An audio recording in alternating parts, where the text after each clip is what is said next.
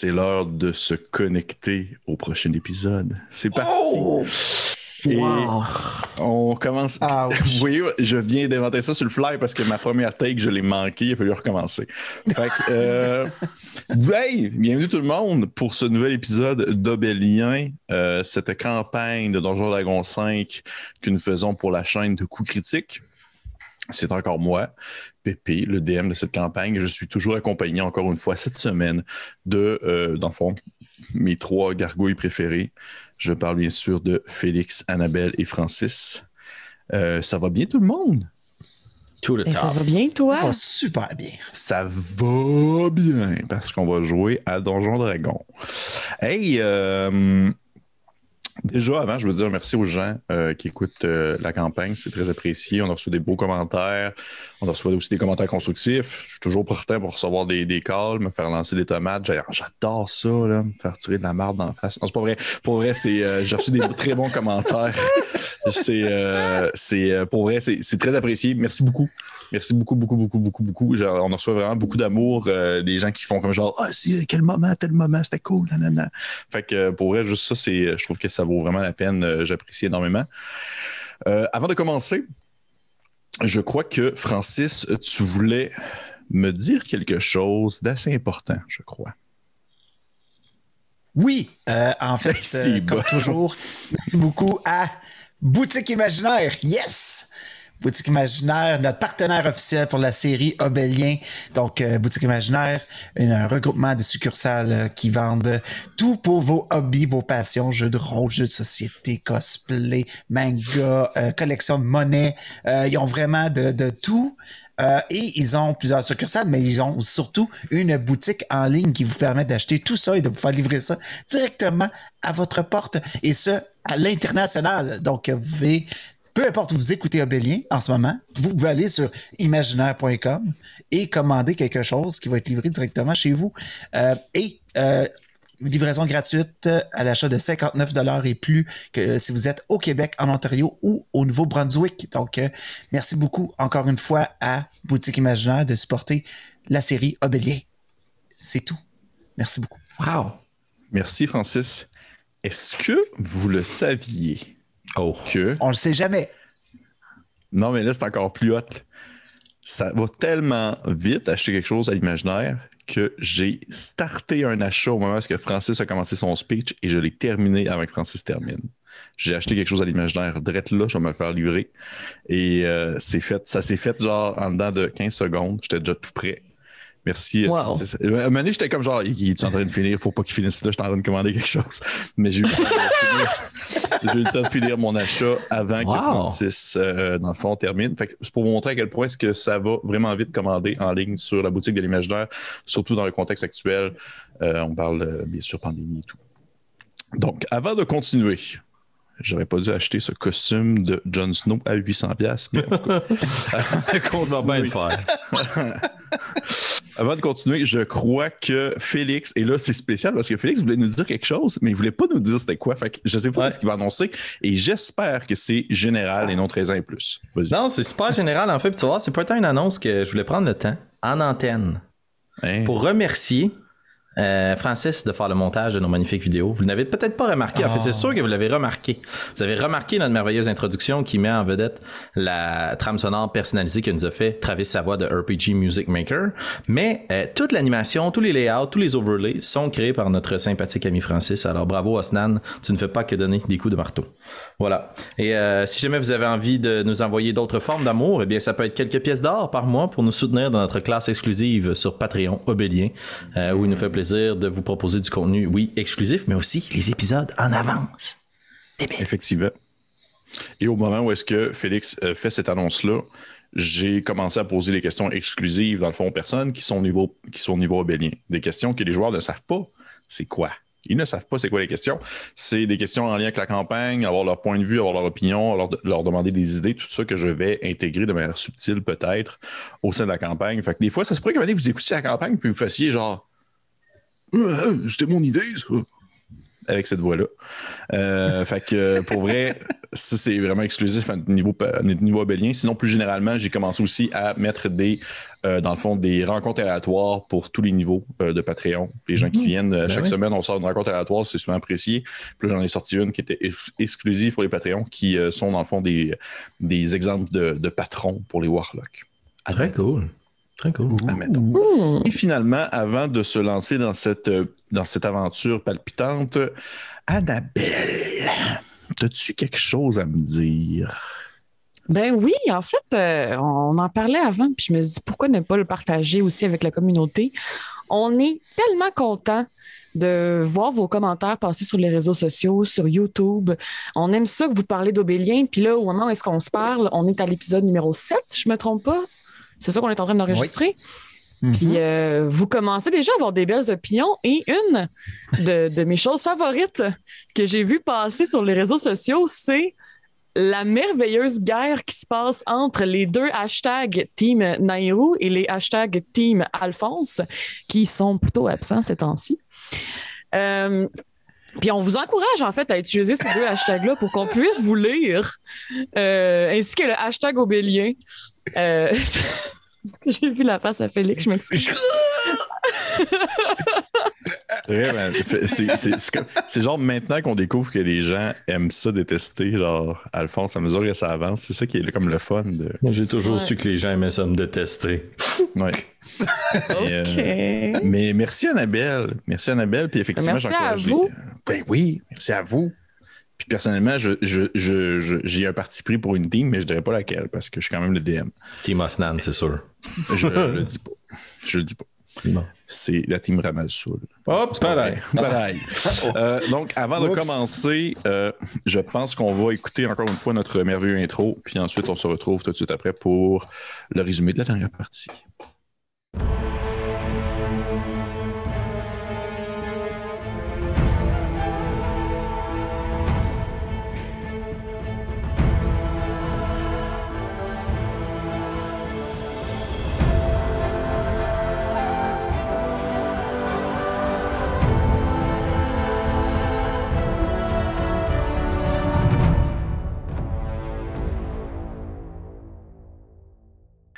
Wow! Encore une fois, je n'en reviens jamais de voir vos faces apparaître à côté de vos dessins. Je trouve ça toujours autant charmant. Oh. Donc, dernier épisode. Qu'est-ce qui s'est passé au dernier épisode? C'était l'épisode où est-ce que, dans le fond, nos aventuriers... En fait, ça a été un épisode qui s'est déroulé en majoritairement partie au même endroit parce que ça a été une grosse fête, tout l'épisode de temps. Et je ne sais pas si vous vous souvenez, en fait, les aventuriers ont comme un peu espionné encore les enfants de dragon qui avaient avec eux, bien sûr, les tricrines, qui creusaient dans le sol, dans une petite alcôve, dans un souterrain.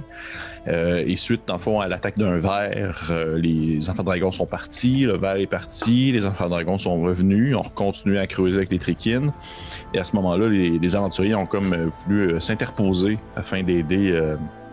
Bois de Sèvres qui leur avait demandé de libérer en fait certains tricrines qui semblaient être des esclaves en quelque sorte, des enfants de dragon. Donc Alphonse a fait la passe du char puis je fais comme si de rien n'était. Ça l'a soulevé de nombreuses questions, il a été aperçu, ça l'a débuté un combat. En quelque sorte. Non, pas vraiment, non, c'est vrai, Alphonse est tout simplement parti. Ouais, ils t'ont juste laissé passer parce que les souterrains appartiennent pas vraiment à personne non plus. Fait que, mais ultimement, un combat s'en est déroulé au moment où est-ce que, soudainement, alors que les personnages ne s'y attendaient pas, un tricrine s'est tourné de bord et a enfoncé son pieu, sa pioche dans la tête d'un des enfants de dragon. Et un combat en a débuté. Et dans cette espèce de petite gemme qui sortait, du moins cette partie de gemme qui sortait du mur, a émergé une gigantesque créature insectoïde qui était un peu le cœur du combat. Il s'en est suivi en fait justement un affrontement sanglant entre nos aventuriers ainsi que cette bestiole-ci. Et ultimement, on se rappelle, il y a eu des enfants dragons qui ont réussi à se sauver, qui vous ont vu. Qui ont passé à côté d'Alphonse. Oh oui, je vois Alphonse qui fait non de la tête, là, mais je vous assure que oui. Il y a deux tricrines aussi qui ont réussi à se sauver après, bien sûr, que vous aviez defeat, que vous aviez détruit la créature. Et ces tricrines-là, en fait, semblaient être sous l'emprise mentale de cette bestiole-là. Et au moment où vous avez tué la bestiole, plutôt Osnan a genre fendu la bestiole en deux. Les tricrines se sont réveillés soudainement et ont pris la fuite.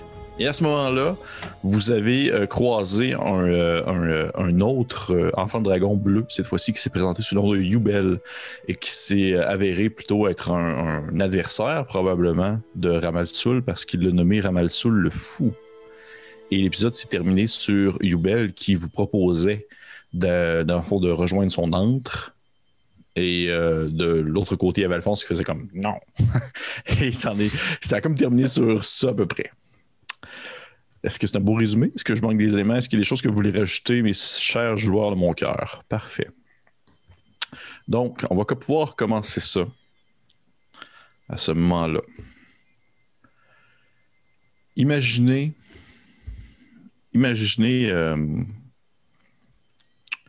une soirée chaude d'été. Imaginez une soirée chaude d'été où les gens semblent festoyer. Ça ressemble à être une espèce de festivité à l'extérieur. Il y a des tables qui sont installées. Le monde ont, dans le fond, des coupes partout dans les mains en train de boire à gauche et à droite. Il y a des espèces de fontaines de vin qui crachent leur liquide dans tous les sens. Et du monde habillé en toge qui festoie, échappe de la nourriture, sont complètement ivres.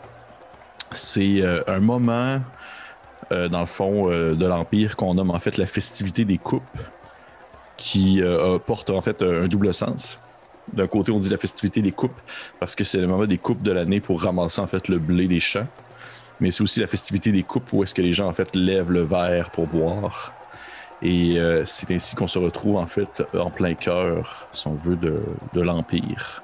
L'Empire obélien à une autre époque.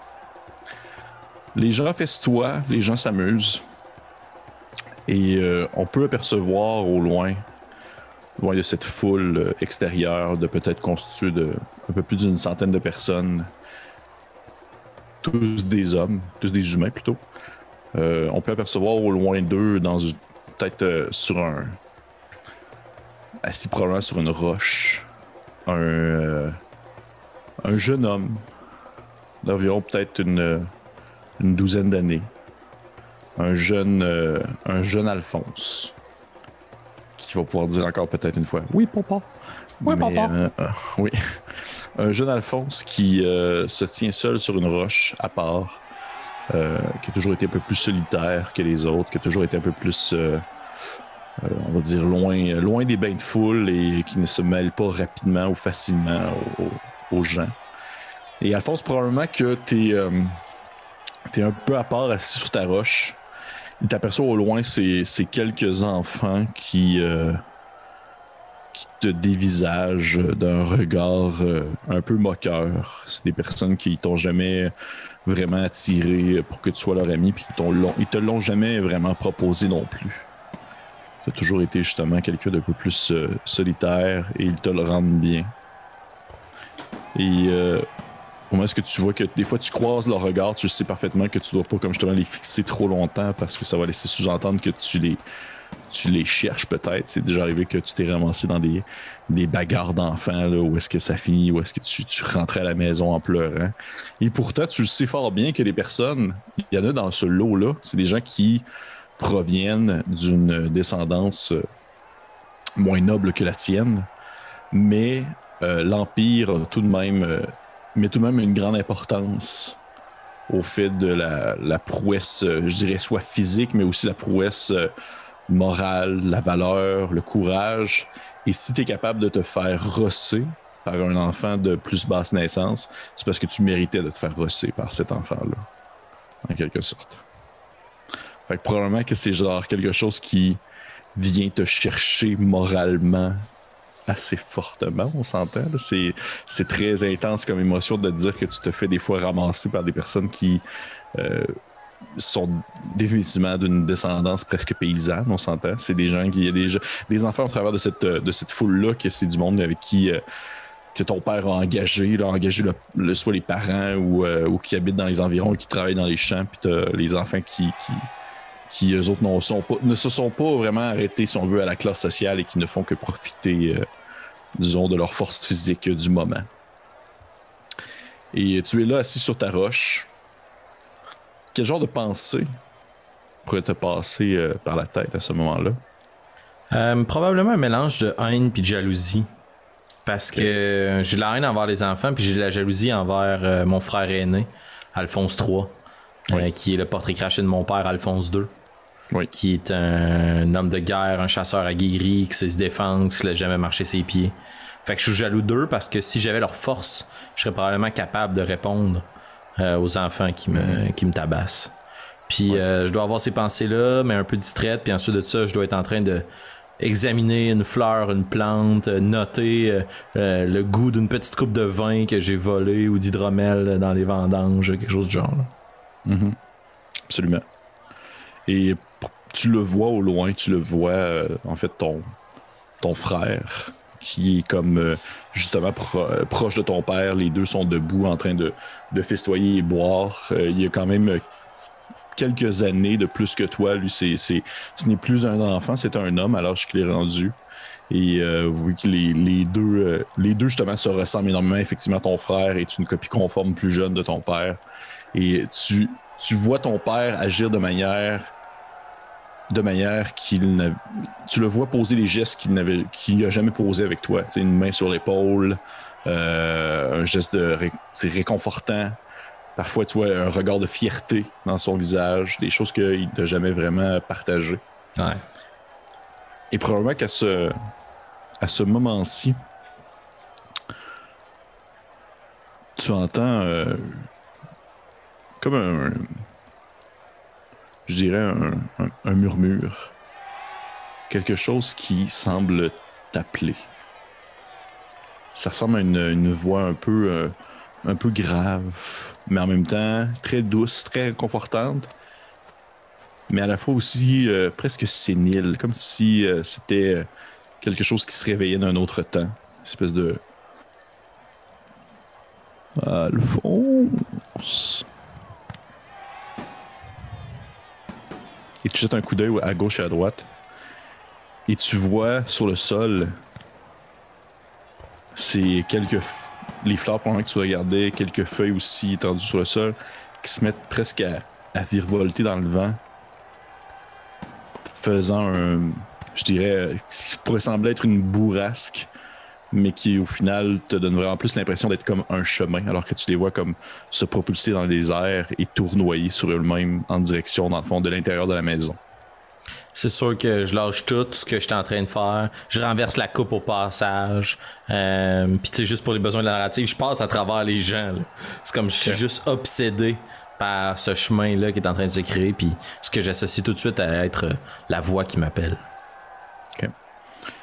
Tu la suis, tu passes à côté des gens, puis comme à l'habitude, personne ne te remarque, personne ne lève un sourcil vers toi. Tu es aussi invisible que d'habitude. Peut-être même que tu passes à côté des enfants. Il y en a peut-être un qui te lance un juron, mais tu es tellement obsédé par justement ce passage-là créé par le vent que tu l'entends absolument pas.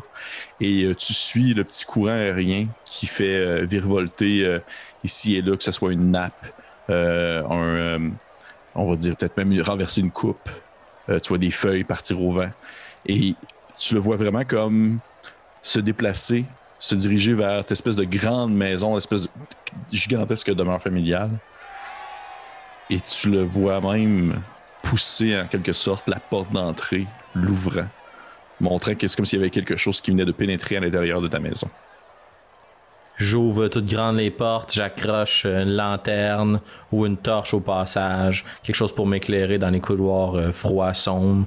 Puis j'imagine que par cette nuit-là, puis avec l'ambiance de fête à l'extérieur, il doit y avoir peu de gens à l'intérieur. Fait que tu sais, cette espèce d'impression qu'on vit à inverser là, quand on sort d'un bar ou d'une discothèque, puis il y a plein de musique, il y a plein de bruit, puis là, soudainement, genre, ça devient très calme. Là. Puis je rentre, puis je me lance à l'intérieur des couloirs. Parfait. Tu te lances à l'intérieur des couloirs et effectivement, c'est absolument plus la même ambiance. C'est soudainement très silencieux. peut-être que tu entends un petit craquement ici et là, une femme de chambre ou un serviteur qui est venu aller chercher un tonneau ou autre chose du genre. Et tu aperçois encore, en fait, cette espèce de petite... ce petit voltage de vent, cette petite bourrasque qui fait, encore une fois, lever des nappes, peut-être même brasser quelques meubles au passage, et qui se déplace encore une fois dans les corridors et qui semble vraiment te mener à quelque part de très précis. Je suis. Oui, vas-y. Ben non, mais en fait, je suis, moi, c'est sûr. Puis, tu sais, pour démontrer toute la curiosité de mon personnage, jamais Alphonse va se poser la question qu'est-ce qui fait ça, puis est-ce que je dois le craindre? C'est plus qu'est-ce qui fait ça, qu'est-ce que je peux en apprendre? Ok. Tu sais qu'à ce moment-là, tu suis encore la bourrasque, elle te mène au 2e étage de la maison. Elle te fait traverser un autre couloir. Et au bout d'une porte qui habituellement est fermée à clé, toujours fermée à clé, celle-ci s'ouvre, dans le fond, sous la pression du vent. Et tu sais que c'est une pièce que tu n'as absolument pas le droit d'aller habituellement. Sûrement que je m'approche, tu sais, super propulsé par mon entrain, puis mes pieds s'arrêtent directement sur le pan de la porte. Je regarde quelques coups d'œil à l'intérieur, aux alentours, pour pas être vu. Puis je vais rentrer à l'intérieur de la pièce. Tu rentres à l'intérieur. Tu as souvent aperçu cet endroit-là par l'entrebâillement de la porte ou par la fenêtre, peut-être même des fois, des moments où tu as escaladé probablement à ma maison, comme n'importe quel enfant de cet âge-là. Et tu reconnais étant comme la bibliothèque personnelle de ton père. Émerveillé, j'imagine, par les différents livres là, sur les tablettes, puis des choses que j'ai jamais vues, puis que j'ai pas le droit de voir. Là, puis j'imagine dans son bureau, le connaissant d'avoir des trophées de chasse, puis ce genre de choses là, qui est vraiment super alien à mon monde, à moi, de ma petite chambre avec mes petits bouquins, mes feuilles séchées en deux pages. Là. Absolument. Et tu t'aperçois sur un des murs, c'est comme une grande armoire. On va dire, faite comme en forme de... C'est comme des hexagones en bois qui sont installés comme des planches. Et à l'intérieur, dans le fond, sont déposés soit des livres ou des parchemins. Et c'est très profond, faisant justement pour que ce soit des parchemins comme couchés sur l'horizontale. Tu arrives là et il y a un ouvrage qui sort du lot. Tu ne saurais pas dire pourquoi, mais il y a un livre dans toute la panoplie de feuilles, d'ouvrages, de livres qui se trouvent devant toi. Il y en a un qui attire vraiment plus ton attention, qui est situé très haut, au dernier, comme probablement dans les dernières planches de bois vers le plafond, dans une section probablement de livres que ton père a voulu laisser de côté. Et tu vois, en fait, tu sens cette espèce de bourrasque de vent-là comme te pousser dans le dos un peu. Puis t'entends une espèce de voix, cette espèce de petite voix sénile-là te dire une fois le pouvoir ne se donne pas, il se prend. Tu sais, je suis incertain, j'imagine, étant donné que je lis tellement de choses, puis je dois manquer d'heures de sommeil pour pouvoir cruncher des livres, puis des parchemins, puis des contes, puis me lever super tôt pour aller voir des choses que j'ai jamais vues, l'ouverture des plantes et autres, que je suis comme, tu sais, est-ce que je rêve, est-ce que c'est la coupe de vin ou autre, puis je vais juste grimper dans la bibliothèque, agripper les planches, puis essayer de grimper le plus rapidement possible pour essayer d'aller chercher ce livre-là qui sort de la masse. Je vais te demander de me faire un jet d'athlétisme, s'il te plaît. Oh, pelaille! Ce que vous ne saviez pas, c'est qu'Alphonse, avant, était un Olympien. Non. 14. C'est pas pire. 14. Tu réussis à monter. Tu es rendu peut-être à mi-chemin. Et tu sens en fait la bourrasque de vent comme te pousser vers le bas. Et tu retombes.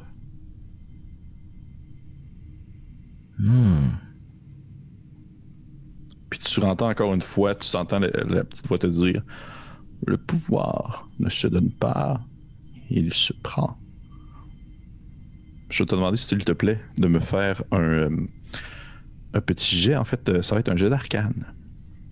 Oh, ça pristache. C'est un 10. J'ai pas roulé très bon. C'est correct. Tu agis sans vraiment savoir pourquoi. Tu demeures les 2 pieds devant la bibliothèque de bois. Tu lèves la main vers le livre. Et pour la première fois de ta vie, tu vois une main bleutée apparaître, prendre le livre et le descendre vers toi. Et tu vois sur la reliure, il est marqué Bartiméus. Et encore une fois, tu entends cette voix qui te dit: pour connaître la valeur d'un homme, donne-lui du pouvoir. Sûrement que je vais jeter un petit coup d'œil à l'extérieur par une des fenêtres, puis si tu me le permets, DM, je vais jeter un coup d'œil, puis je vais voir mon père qui doit serrer mon frère, là. Puis là, il rit devant plein de nobles, puis il est comme: c'est mon fils, très fier de lui. Là. Puis moi, je vais juste serrer le petit tombe dans mes mains, puis je vais partir en courant en direction de ma chambre pour aller dévorer ce livre-là. On te voit prendre le tome, on te voit le tenir dans tes mains. Puis à ce moment-là, on a comme une espèce d'effet de transition où est-ce que le tome devient plus sombre, où est-ce qu'on prend conscience en fait que tu l'as dans tes mains encore, mais que nous sommes dans une grotte devant un enfant de dragon bleu du nom de Yubel, qui vient en fait de vous proposer de le suivre. Vous avez autour de vous des cadavres, que ce soit ceux des tricrines ou même ceux des enfants de dragon.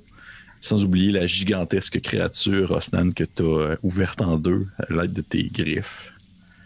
Elle gît sur le sol, une odeur immonde qui émane de cette bête-là. Une espèce de mélange de putréfaction et de renfermé. Et vous voyez Yubel qui vous regarde encore une fois avec son air un peu insistant, puis il vous dit suivez-moi, je vais vous amener jusqu'à mon antre. Regardez les membres de mon groupe. En signe d'approbation, est-ce qu'on le suit? Est-ce qu'on retourne sur nos pas? Nairo va demander à l'inconnu est-ce que c'est bien loin? Il se retourne vers toi. Tu vois son regard un peu pas surpris, mais oui, surpris, je te dirais, de voir tes oreilles pointues. Il fait non, c'est tout près, peut-être à 10 minutes de marche. Dans les souterrains. Oui. Je regarde mes collègues, puis moi, je serais prête à partir. Je pense qu'on a tout fait ce qu'on avait à faire ici. Alphonse? Très bien. Je vais ouvrir mon livre, puis vous m'entendez murmurer, comme si... Puis il y a des pauses dans mon murmure. Comme si j'attendais des réponses. Non, mais est-ce que vous croyez que... Non, mais je ne suis pas encore prêt. Non, mais la créature vient tout juste de le faire. J'imagine qu'on est capable, nous aussi. Je fais signe un instant, je plonge la main dans mon tombe, qui disparaît, puis j'en ressors une toute petite tige de métal qui se solidifie, que je place au bout comme une flûte, puis je vais commencer à murmurer dedans. Puis je vais essayer de parler, puis d'envoyer le cantrip message, qui est une nouvelle acquisition. Parce que oui, maintenant, c'est vrai, les joueurs ne le savent pas, parce que les personnes qui écoutent l'épisode ne le savent pas parce qu'on l'a dit hors onde, mais les joueurs ont monté de niveau au dernier. Je les ai fait monter niveau 4. C'est un niveau décisionnel pour plusieurs, en fait pour tout le monde. C'est un niveau où est-ce qu'ils choisissent soit une nouvelle caractéristique ou un don, ou des choses comme ça. Fait qu'ils sont rendus maintenant surpuissants. Fait que message, j'imagine qu'il y a je pense qu'il y a 25 mots, c'est ça? Ça, c'est sending. Dans le fond, la différence, c'est que je suis limité à 120 pieds. OK. C'est peut-être ça aussi. Je suis limité. Je pensais dire que je suis limité à 120 mots. J'étais comme, c'est pas super. Ouais, c'est pas super. C'est un tweet. Dans le fond, ça peut suivre les couloirs et autres, puis les trous, tant aussi longtemps que ça se bute pas sur une barrière magique de silence, un pied de pierre, un pouce de métal, une fine plaque de plomb ou 3 pieds de bois. Puis je vais essayer d'attraper l'oreille de Bois de Sèvres. Après qu'il ait comme échangé dans leur esprit, tu sais, ça devait faire plusieurs mois que je lisais cette page-là sur comme comment transmettre son esprit dans la tête des autres. J'étais comme, mais je comprends pas comment ça marche. Puis là, c'est comme un peu à la vélo. Là, maintenant, je l'ai reçu, puis je sais comment ça marche. Là. Puis là, je vais pointer mon petite tige de métal. Puis je vais commencer à murmurer à Bois de Sèvres. Puis je vais juste dire un truc du genre, vous vous êtes enfui. Eh bien, nous reviendrons, je présume. Envoyez le petit Grain Blanc prévenir Albert du Grand Cœur que nous ne reviendrons pas tout de suite. C'est tout. OK. J'imagine que les autres t'ont entendu dire ça. Oui, tout à fait. Je me suis pas gagé. Parfait. Est-ce qu'il peut te répondre ou... Oui. Attends une minute. Tu pointes ton doigt en direction d'une créature à distance et tu peux murmurer un message. Oui, ils peuvent me répondre dans un murmure que seulement moi je peux entendre. Traduction libre sur le champ. Parfait. T'as envoyé ton message. Est-ce que tu attends d'avoir une réponse ou à ce moment-là, vous suivez Youbel? Ben, je vais attendre quelques secondes, là, voir si ça fonctionne. Parce que c'est 120 pieds la distance. Fait que c'est quand même... Ouais. Poussé, là. Sors ta petite tige de métal, tu commences à murmurer dedans, tu la sens comme vibrer entre tes doigts, comme si elle semblait comme justement propulser un message dans le couloir. Il n'y a rien qui te répond. Traître. Je vais claquer les doigts, puis ça va se devenir de la petite fumée mauve, puis ça va disparaître. Je vais refaire mon livre. On vous suit. Puis je vais emboîter le pas. Puis je vais suivre notre nouvel ami. Parfait. Vous voyez Youbel qui vous ouvre la marche. Il vous fait passer dans plusieurs petits couloirs à gauche et à droite de ce dédale souterrain qui n'en finit plus. Et au moment où que vous marchez avec lui dans ces corridors de pierre humides et obscurs, vous commencez à sentir le poids de la fatigue sur vos épaules.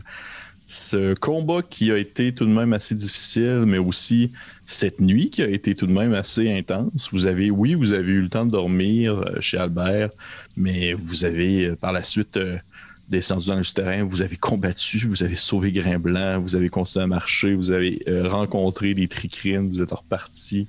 Vous avez combattu une grosse créature. Bref, ça a été quand même... Les dernières heures ont été assez mouvementées et assez prenantes. Et probablement que c'est... je dirais les muscles un peu tendus, un peu crispés, que vous voyez Youbel comme tasser une espèce de gigantesque pierre roulante devant un pan de mur. Et derrière se trouve en fait ce qui semble être le dernier étage souterrain d'une bâtisse. C'est comme une grande pièce carrée, vraiment coupée au couteau. Vous voyez au plafond de cette pièce-là, il y a encore une fois une espèce de, je dirais, un trou qui est formé comme dans un coin de la pièce, qui permettrait à quelqu'un avec une échelle, par exemple, de monter un étage plus haut. Vous voyez qu'il y a une échelle sur le sol, pas loin de l'endroit où est-ce que le trou se trouve. Et Youbel semble avoir installé absolument tout son équipement à cet endroit-là. Vous voyez, il y a un sac de couchage, il y a un feu qui est éteint dans un coin, il y a vraiment un paquet de fournitures pour la survie au quotidien. Il y a de la nourriture aussi empaquetée dans des espèces de petits sacs. Vous voyez qu'il y a des genres, des espèces de genres. Il y en a qui sont, je dirais, opaques, comme faites en espèce de terre cuite. Il y en a d'autres qui ça ressemble à être de la vitre, qui est quelque chose aussi très rare tout de même. Et certaines d'entre elles, celles en vitre, vous pouvez apercevoir, du moins à votre distance, où il faudrait s'approcher puis juste jeter un bon coup d'œil, voir c'est quoi, parce qu'il semble y avoir quelque chose dans certaines des genres. Vous voyez qu'il y a également des espèces de petites cages en bois dans lesquelles il y a des rats, qu'il y a comme gardé aussi dans un autre coin. Vous voyez qu'il y a des rats qui sont décédés. Il y en a d'autres qui sont encore en train de couiner derrière leurs barreaux. Et oui, Youbel, au moment où est-ce que vous pénétrez, si on veut, son antre, il referme la grosse roche derrière lui. Il se retourne de bord, il fait un peu le saut, remarquant un peu l'espèce de désordre de l'endroit. Il s'approche on va dire, une espèce de grosse table qui était probablement là avant que lui arrive dans les environs, et sur laquelle il a comme posé plein de parchemins ouverts, puis des écrits, puis tout ça. Puis vous le voyez également sur le mur devant lui, devant la grosse table, des espèces de dessins faits sur le mur de pierre avec une forme de craie que lui a fait aussi, qui semble comme représenter en quelque sorte une partie d'où est-ce que vous êtes présentement, comme s'il cartographiait un peu l'endroit. Puis il se tourne vers vous. Félix, je t'ai vu lever la main. Est-ce que tu avais quelque chose à me demander? Ben, en fait, c'était juste pour pas ralentir le jeu. Est-ce que tu redoives peut-être décrire certaines choses? Mais au moment où on va rentrer, je vais essayer de traîner un peu de la patte, là, puis juste faire signe, puis checker dans mon livre comme si je regardais quelque chose, puis murmurer des choses. Puis je vais essayer subtilement de déclencher le sort, détecter la magie. OK. Subtilement pour pas qu'ils s'en rendent compte? Ouais, c'est ça. Fait que je regarde dans mon livre, puis sûrement que ça accumule un petit peu de poussière mauve, puis là je me frotte les yeux, tu sais. Puis là, plus wow, je vais voir apparaître de la magie autour de moi. Parfait. Et si tu veux le faire subtilement, je vais te demander de me faire un jet de sneak. D'ailleurs, je veux dire merci à la personne qui me dit de dire moins souvent le mot probablement. Je le prends aussi. J'essaie de le dire vraiment moins souvent. Je fais des efforts. Je dis moins souvent semblerait. Ah, ben voilà. Et probablement, c'est mon prochain mot à enlever de mon vocabulaire quotidien. Il semblerait qu'on est tous probablement sur un chemin pour s'améliorer. Fait que stealth ou sleight of hand? Furtivité ou main agile? Excuse-moi, ça va être furtivité. C'est un 14. Un ninja. Je suis un ninja. Tu ne sais pas s'il t'a vu. S'il t'a vu, il n'a pas soulevé l'utilisation du sort. Excellent. Tu le vois, il est tourné vers sa table, vers sa paperasse. Tu as pris dans le fond les petites poutres bleues, tu l'as commencé à propulser un peu à gauche et à droite. Tu la vois comme se déposer sur le sol, commencer à se déplacer un peu comme si elle fouillait, comme si elle cherchait des choses magiques. Tu vois que sur lui, il y a quelque chose de... Est-ce que tu vois l'objet précis ou tu vois juste l'aura autour d'une forme, ou tu vois vraiment, exemple, cette épée magique? Je vois un aura autour d'une créature ou d'un objet qui porte la magie.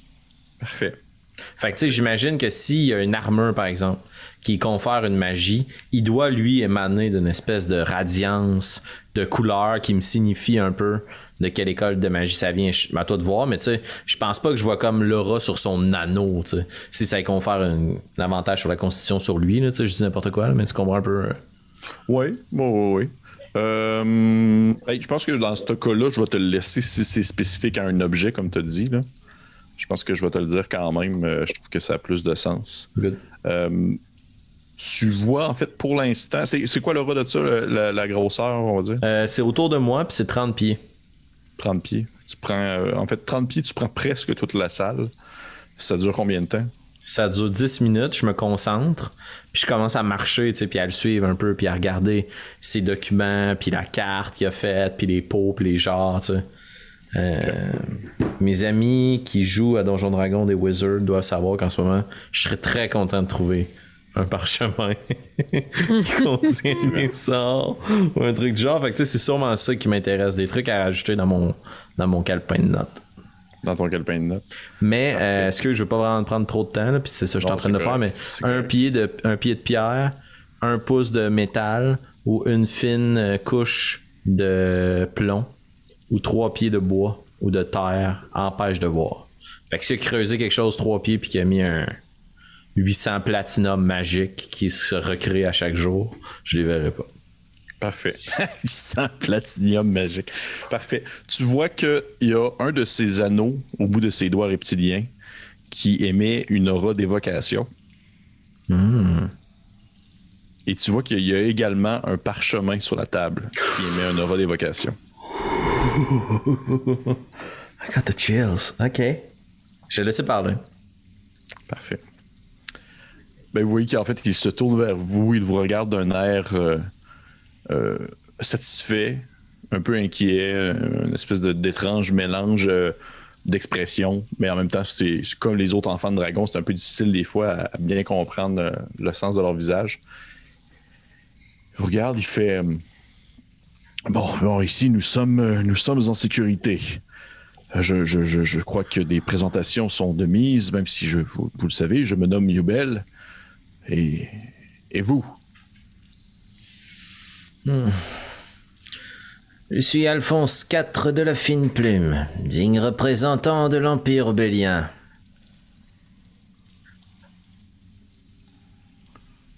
Je m'appelle Nairou, je suis aussi diplomate représentante de l'Empire obélien. Osman, il y a à manger ici. J'ai une faim de loup. Oui, il y a. Il est comme un peu confus par ton aise, si on veut.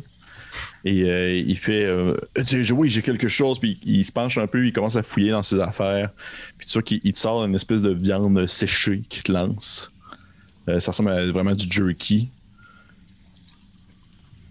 Puis c'est très bon. Ça mange ça avec appétit. Avec appétit.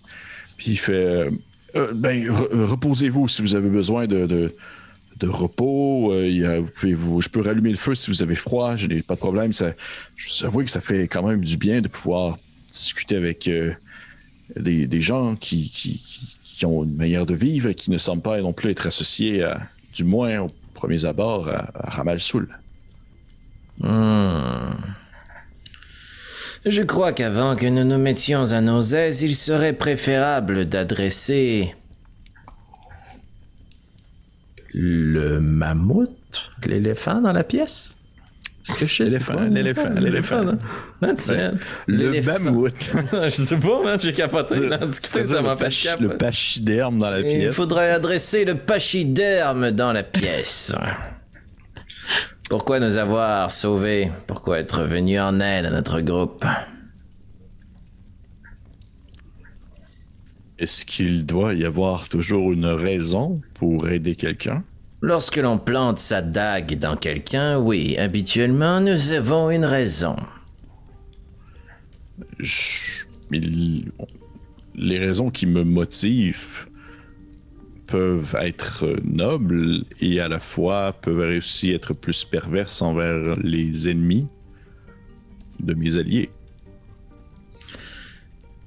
Nous avons engagé un affrontement afin de libérer les Tricrines, réduits à l'esclavage. Avez-vous un point de vue sur la chose, ou agissez-vous comme vos congénères? Tu vois qu'il j'allais dire il fronce les sourcils, mais il n'y a pas de sourcils. Il baisse un peu son faciès reptilien, comme si il réfléchissait. Il fait écoutez, ça fait quelque temps que je suis ici. De ce que je comprends des Tricrines, ils étaient volontaires à la chose, plutôt. Et de ce que j'ai pu observer chez eux, ils sont désespérément à la recherche de quelqu'un ou de quelque chose pour leur donner des ordres. Ils ont toujours été à la botte d'une puissance supérieure et de ce que je comprends, bien sûr, de ce que j'ai pu... Puis, oui, il se tourne vers le paquet de papas sur sa table puis il fait de ce que j'ai pu déchiffrer ici et là, ils semblent avoir toujours été du moins sous la juridiction d'une quelconque forme, et maintenant qu'ils sont, du moins, de ce que je crois, libres, ils sont encore à la recherche de quelque chose d'autre à faire, donc quelqu'un pour leur donner des ordres. Pour avoir discuté de vive voix avec quelques-uns d'entre eux, ils ne sont pas tous du même avis. Mais vous êtes chanceux d'avoir pu discuter avec eux. J'ai tenté à quelques reprises d'aborder ceux que j'apercevais à une certaine distance, mais ils sont plutôt prudents, je dirais. Probablement. De manière d'aborder des gens qui sont sur la défensive et d'arriver sans jugement auprès d'eux. De ce que je comprends, vous avez un jugement plutôt fort sur ces créatures dont vous n'avez même pas adressé la parole. Tabarnache. Ok. Tu vois qu'il te regarde, Ses yeux deviennent grands, ronds comme des billes. Il fait... Oui, Nairou, c'est bien cela. Oui. Vous avez raison. J'ai quelques préjugés. Ça vient avec les études et les recherches. Je suis obligé de prendre quelques partis pris, ou du moins de me faire des opinions avec ce que je peux lire, tant que je n'ai pas la possibilité d'en apprendre plus sur eux. Mais si vous me dites qu'ils ne sont pas tous comme ça, je vous crois à 100%. Je ne suis pas du genre à remettre en doute vos dires ou ce que vous affirmez. Et qu'est-ce que fait un humain, une elfe ainsi qu'une grosse tortue dans des souterrains? Nous préparons le début d'une mauvaise blague, évidemment. Il semble pas du tout la comprendre. Je vais m'approcher de la table. Vos recherches. Que recherchez-vous exactement? Puis je vais passer à travers les papiers, puis je vais essayer de saisir le parchemin, tu sais, comme un papier, 2 papiers, parchemin. Puis je vais saisir le parchemin qui émet un aura de magie d'évocation, puis je vais le tendre devant moi, tu sais, comme pour le lire. Que recherchez-vous exactement? Ok. Tu vois qu'au moment où tu t'approches de la table, il va comme faire une espèce de mouvement de côté pour pas te couper, mais tu sais, regarder comme avoir tout le temps une main pas loin de ce que tu pourrais prendre sur la table, puis observe vraiment avec, je dirais avec prudence les différents éléments que tu pourrais prendre. Je suis intéressé par le parchemin magique. Si je peux pas le prendre parce qu'il m'arrête avant ou autre, je vais essayer de le regarder ou de voir ce qu'il y a sur la table. J'essaie de jeter un coup d'œil à ses études parce que notre ami semble avoir des préjugés. Il trahit les gens de sa propre espèce. Il se cache dans un trou en plein milieu des souterrains. Puis il fait des recherches bizarres. On est proche du méchant vilain, là. Ouais, t'as pas encore vu son pit avec ses requins qui tirent. Ouais, c'est ça, exact. J'espérais. Ok. Tu vois que tu t'approches, tu commences à regarder les papiers, tu prends des trucs dans tes mains. À ce moment-là, tu prends le parchemin. Puis là, tu essaies de voir c'est quoi. Ouais, ben si je peux. Je vais pas pousser la note, là. Tu parles quelle langue, à le fond? Je parle le commun. Je parle un peu d'elvish, très rouillé. L'elfique m'a été enseigné en grande majorité par Nairou. Étrangement, mon vocabulaire est beaucoup composé d'insultes en elfique. Puis je connais, je parle un peu le nain, le dwarvish, à force d'échanges commerciaux avec les citadelles qui vivent dans les montagnes. Pour essayer de trouver leur connaissance. J'ai lu des textes sur ce qui habitait les profondeurs de ces montagnes. Donc, réponse courte, pas de flavor. Common, dwarvish, elvish. Tu vois que c'est de l'elfique, en fait. Oh, yes! Oh, mama, yes. OK. Ouais. Et pour le bien de la répartie, et bien sûr, parce que je le dis aussi aux personnes qui nous écoutent, j'aime toujours ça, un peu avoir un petit flavor de table aléatoire et tout ça. Moi, j'aime ça les tables. Ça le dit sur ma calotte. Fait que je vais te demander, s'il te plaît, Félix, de me lancer un D10, parce que dans le fond, j'ai choisi 10 spells d'évocation que tu pourrais avoir. I'm having fun! This is so great! I lost my dice. C'est un 6. Un 6? Ah ouais. Donne-moi Power Word Kill. Tu viens... Non. Tu vois que tu tiens dans tes mains un parchemin de Murdo. Ça c'est vraiment fort. Sort niveau 3. Wizard. Et tu le tiens dans tes mains, tu l'ouvres, t'es en train de lire. Voyons, il a dit que je suis en train de le perdre. tu le tiens dans tes mains, il est ouvert. Et Yubel, il fait comme... vous pouvez le redéposer, s'il vous plaît. Évidemment. Je redépose. Je répète ma question. Que recherchez-vous, Yubel? Je dois vous avouer que certaines informations, je ne peux pas les transmettre pour l'instant. Peut-être qu'un échange d'informations serait aussi plus intéressant également de savoir qu'est-ce que vous cherchez, qu'est-ce que vous faisiez dans ces souterrains. Et je serais bien sûr ouvert à vous parler un peu de ce que j'ai découvert dit-il en pointant le mur avec espèce de, on va dire, de tracé souterrain qu'il a fait lui-même. Je vais quand même, avant d'aller plus loin, je vais quand même jeter un coup d'œil d'approbation. D'abord à Nairou, puis ensuite à Asnan. Parce que bien qu'on puisse penser le contraire, je ne suis pas un roublard à tête brûlée. Fait que je vais juste prendre au moins une bonne seconde, chacun d'entre vous, comme est-ce qu'on révèle ce qu'on sait? Je vous demande un peu l'autorisation, l'assentiment du groupe pour parler. Osnan va te regarder puis il va faire. Lui, s'il peut pas démonter une créature en 4, là. Ouais. Je vais carrément répondre à ton regard avec des paroles genre il serait peut-être plus prudent de ne pas nécessairement révéler des choses que nous avons appris ici, mais il nous fera plaisir de vous parler d'où est-ce qu'on vient et pourquoi nous sommes ici. Si vous voyez ce que je veux dire. Nous venons de Fort-de-Rien. Nous avons comme mission d'établir des communications et un réseau d'échanges avec ce que nous allions trouver dans cette faille. Nous n'étions pas très bien informés sur ses habitants, sa structure géopolitique, ses mystères et ses ressources. Nous ne le sommes toujours pas. Mais en le si peu de temps que nous avons passé ici, nous avons déjà laissé notre marque. Et je dois vous avouer que nous avons pris parti. L'esclavage est strictement intolérable, comme le meurtre. Vous avez tué vous aussi un de vos congénères, nous avons utilisé nos aptitudes contre eux, nous sommes donc complices de meurtre. Je ne crois pas qu'il y ait ici matière à se cacher quoi que ce soit. Youbel.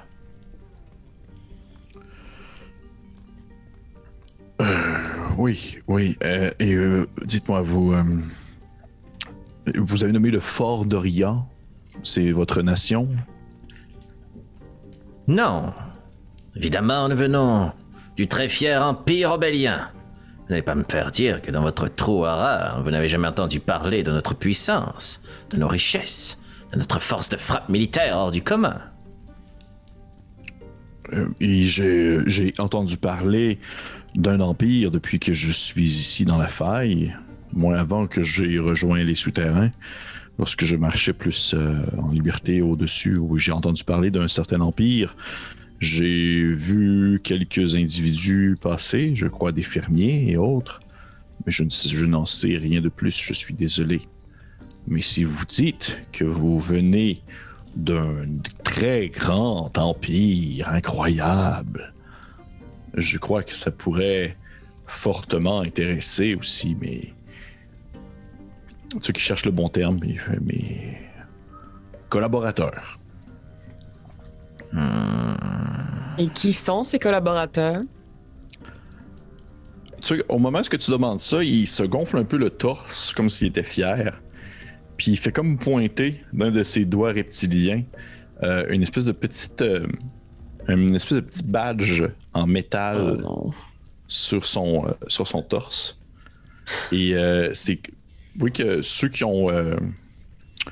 je dirais que vous êtes... Bon, du moins, ceux qui ont une quelconque connaissance, que ce soit des métaux ou autres, c'est de l'or pur que vous voyez présentement sur son torse. Ça vaut un certain montant. Et ça représente en fait comme 3 petits carrés comme qui se superposent à la diagonale. Dans le fond. Et à ce moment-là, il fait sachez, Madame Nairou, que mes collègues, ou plutôt mes supérieurs, je travaille en fait pour la Anse des Colosses. Il s'agit plusieurs cités qui émergent des flots des sables, beaucoup plus à l'est, qui sont, puis il est quasiment émotif, là, plus impressionnantes les unes que les autres. La Hanse est un regroupement de ces cités marchandes qui commercent entre elles. Et je ne saurais pas vraiment quoi dire de plus sans me lancer dans un monologue interminable sur la beauté et la richesse de ces différents endroits. Alors, utilisez votre précieuse salive pour nous parler de celui que vous appelez le fou, Ramal Soul. Au moment où tu nommes ça, il se penche un peu, puis il perd un peu de son effet grandiose. Il fait Ramal Soul était en fait un des chefs, en fait un des maîtres commerçants d'une des cités de la Hanse, celle qu'on nomme le Colosse de Galène. C'est la cité la plus éloignée des côtes. Et là, c'est la première fois que vous entendez l'existence d'une autre mer. Il fait... Et la Colosse de Galène est, comme je dis, la cité la plus éloignée des côtes. Et Ramal Soul en était, en fait, le maître commerçant. Et durant certains... Puis, à ce moment-là, il s'arrête, il se coupe. Et il vous regarde et j'en dis, je crois que vous en savez. Vous devez être fatigué. Reposez-vous un peu. Prenez le temps d'arriver. Déposez vos choses. Vous avez encore faim, Osnan? Est-ce que vous voulez encore un peu de viande séchée? Oui. Ben, j'aime bien un homme qui a le creux dans le ventre, puis il commence à fouiller dans son sac, puis il te relance d'autres viandes séchées, comme quand on lance comme de la bouffe à un chien. Là. Il te relance comme d'autres viandes séchées. Genre, mettons, il fouille dans son sac. Genre, il est concentré à fouiller dans son sac, mettons. Tu veux dire concentré dans le genre assez pour que tu prennes un parchemin de mur d'eau. Par exemple. Tu peux essayer, si tu veux. Est-ce que tu fais un jeu de sneak? En fait, de Sled of Hand? Ouais, puis ce que je vais essayer de faire, là, ouais, c'est me cacher. Je m'excuserai, cher ami francophone, j'ai pas la traduction. Hiding in plain sight, là. Je vais me cacher à la vue de tous, là. Je vais essayer de prendre le parchemin comme. Genre, c'est super casual, là. C'est comme. C'est la vie de tous les jours, puis je vais juste prendre le parchemin, puis je le regarde, puis à un moment donné, si je peux, je le mets dans mes poches. Juste pour être sûr qu'il n'y ait pas comme un mouvement brusque. Ouais, c'est ça. C'est mort, là. Ouais, puis c'est pas comme. Super comme rogue, là, tu sais, je sais pas comment je vais le lire, puis si à un moment donné je me rends compte qu'il l'oublie, tu sais, comme ah ben oui, c'est à moi ça, puis je le range dans mes trucs. Est-ce que tu le fais d'une manière à ce que les autres de tes collègues ne le voient pas? Non, ça me fait plaisir quand Naira me juge. Parfait. T'as eu combien? Fait que c'est Slade Event? Oui, Slade Event. Plutôt vol à la tire. Vol à la tire, ah oui! Vol à la excellent. Tire. Je me serais attendu à avoir Guidance. Non, non. C'est un 11. 11 total. 11? Bien, Philippe. Ok. Tu vois, tu mets ta main sur le parchemin, puis à ce moment-là, il se relève très vite et il dépose sa grosse main reptilienne sur la tienne, t'écrasant un peu ta main comme sur le parchemin. Puis il te regarde en silence. Il dit pas un mot. Puis là, les deux, vous êtes là. Dans d'autres circonstances, ça pourrait quasiment être romantique. Quand ça se passe, là, ouais. Osnan se lève, là. Il fait « Il y a un problème! » Non, je crois que mes intentions n'ont pas été claires, Osnan. Je ne veux rien vous subtiliser, mon ami. Ma curiosité est aussi insatiable que l'appétit de notre colosse. J'ai simplement besoin de vous emprunter le parchemin au lieu de dormir. La connaissance est plus importante pour moi que le sommeil. Je voudrais simplement retranscrire les tenants et aboutissants à l'intérieur de mon propre tome. Vous avez parlé de troc? Je suis prêt à vous partager mon savoir et mes connaissances, à condition que vous me laissiez partager les vôtres. Pendant toute cette conversation-là, Nairo est un petit peu reculée, les bras croisés, puis elle rit un peu. Là. C'est sûr, c'est pas la première fois qu'elle va faire ça. Effectivement. Nairou, je te demanderais peut-être de me faire un jet de... Ça serait... Juste regarder pour être sûr. Un jet d'intuition, s'il te plaît. Insight, intuition. Cela ne prendra que 18. quelques minutes. 18, doux par tous les monolithes. Wow. Wow! Ouais. Hashtag partout les monolithes. C'est bon. Tu sens comme si quelque chose t'observait dans la pièce. Autre que lui. Et ton regard se tourne vers un des bocals vitrés. Puis tu vois quelque chose comme se mouvoir à l'intérieur.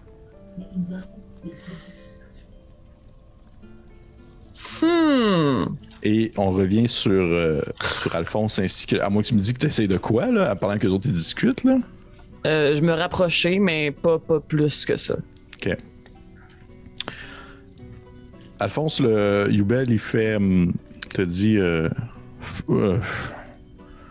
fort bien, prenez-le. De toute façon, je n'ai pas les compétences pour l'utiliser. J'aurais échangé contre de la nourriture ou autre chose. Puis toi qui t'as le temps.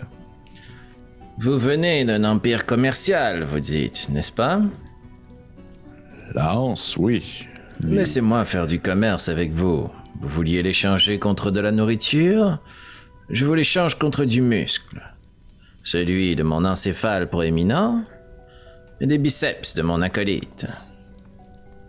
Nous avons autant de... encéphale proéminent, excuse-moi. Ok, continue.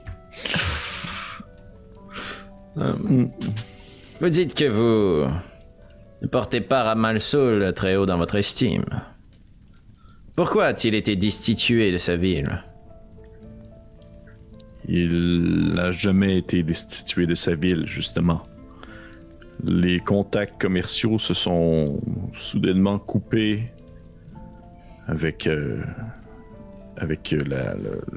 colosse de Galène quelques mois après ce que la grande lumière soit tombée du ciel. Nous avons envoyé quelques éclaireurs voir ce qui pouvait se dérouler. Nous n'avons pas eu de nouvelles marchandes depuis de nombreux lustres. Et lorsque nous sommes arrivés au colosse de Galène, la ville était en proie dans un chaos. Personne ne dirigeait l'endroit. Plusieurs forces militaires s'étaient appropriées, si on veut, les rênes. Et Ramal Soul, ainsi que quelques fidèles, des conseillers proches de lui, avaient disparu. J'ai été mandaté pour le chercher. Nous étions 2. Et nos traces nous ont menés en fait jusqu'ici. Nous avons traversé la grande mer de sable. Ce fut un 2 mois plutôt assez essoufflant. Et nous avons oui, il semble se remémorer comme des souvenirs qui ne semblent pas du tout agréables. Et nous avons redécouvert les traces de Ramal Soul ici, dans cette cité que nous ne connaissions pas. Moi-même ainsi que Mida, mon acolyte du moment, nous étions tout simplement rentrés dans la cité sans vraiment s'attendre à quoi que ce soit. Nous avions découvert que l'endroit était devenu un point central pour plusieurs rencontres avec différentes espèces. Et nous avions aussi pris connaissance que Ramal Soul s'était approprié, si on veut, le titre d'immortel et de chef tout-puissant, empereur, peu importe le terme que vous voulez, bref, dirigeant de l'endroit. Il nous a vus, nous avons tenté de le convaincre de revenir, de reprendre son poste. Il a refusé, nous avons insisté. Mida a été décapité et je me suis enfui dans les souterrains. Je suis sincèrement désolé pour la mort de votre ami. Personne ne devrait être exécuté sans un procès juste. Je ne sais pas quel genre de crime nous aurions pu avoir été condamnés à un moment de ce dit procès que vous faites mention. Eh bien, on lui a tranché la tête. Visiblement, oui. Vous avez dû offenser une quelconque loi. Eh bien, définitivement, Ramal Soul n'est plus ce qu'il était. Autrefois, c'était, oui, un excentrique, un enfant de dragon particulier qui avait certains traits mégalomanes sans pour autant tomber dans l'extrême. Mais lorsque nous l'avons retrouvé ici, il était complètement changé. Ce n'était plus du tout le même homme. Évidemment. Et lorsque nous avons vraiment tenté de le convaincre, ça l'a déboulé en agressivité. Il voyait des conflits partout. Et c'est ainsi que ça s'est terminé sur la mise à mort de... Oui, il finit pas sa phrase. Et vous, Youbel, vous l'avez trouvé, Ramal Soul, non? Oui. Qu'allez-vous faire maintenant? Normalement, je serais reparti. Je dois vous avouer que la tâche que j'aurais eue, ça aurait été de repartir. La mer de sable est excessivement grande.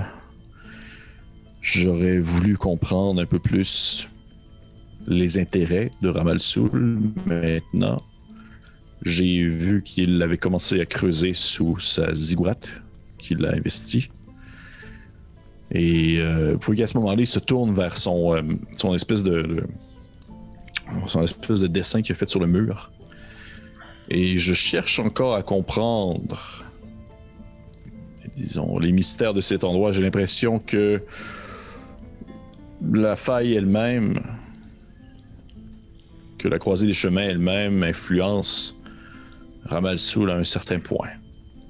Comme si quelque chose ou quelqu'un lui disait des secrets dans son oreille.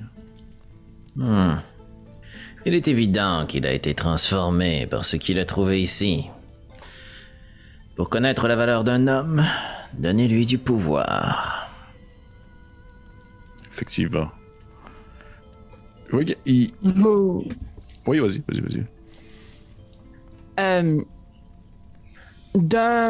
D'une chercheur à un autre, si vous me permettez de remettre un peu votre parole en question du niveau anthropologique, je veux dire, ils sont des dizaines, voire des centaines d'enfants dragons à la surface qui sont d'un avis. Vous êtes le seul à nous dire le contraire pour la première fois. Vous comprendrez qu'il est intéressant d'essayer de se demander qui dit la vérité entre les deux. Vous parliez que quelques disciples avaient suivi Ramal Soul lors de son départ de Galen. Pourtant, de ce que nous voyons, ils sont extrêmement nombreux à la surface. Nous n'avons pas le monopole de, disons, la prolifération des enfants de dragons. Je crois qu'il a su atteindre le cœur de plusieurs personnes qui n'étaient pas nécessairement des membres actifs de l'Anse. Il était parti certes avec quelques conseillers, mais il existe plein d'autres enfants de dragons qui ne sont pas membres des 8 cités, des 8 colosses.